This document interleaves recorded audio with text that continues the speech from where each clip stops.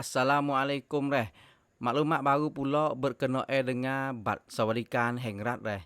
Iaitu pihak kerajaan ning dia tambah duit masuk pula. Iaitu jumlah duit 1,700 kop. Boleh dalam 2 bulan, iaitu bulan Persecika dengan bulan Tanwa. Bukanlah kata boleh sekaligus 1,700. Bukan reh. Cara dia lagu ni. Iaitu kita tengok bulan Tuklah nak sampai dulu dia nak wi 300 kop biasa. Lepas tu bulan Persecika dia nak wi jumlah duit 1,700 kop tu dia nak wi dengan cara ansur-ansur, iaitu dia parah dua. Makna kata 850 kop sebulan. Betul tak? 850 kop sebulan bulan Persecika, 850 kop sebulan bulan Tanwa.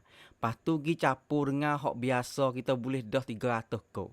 Faham molek hak ni. Makna kata bulan Persecika 850 gi campur dengan 300 kop. Jadi sebulan tu kita boleh 1,150.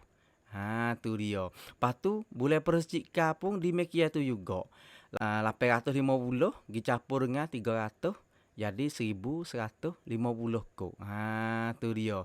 Makna kata 1,700 kop tu makna terjadi wongen ya reh, wongen. Tapi dia wi dengan cara ansur-ansur baik kita royak sat ni tu reh.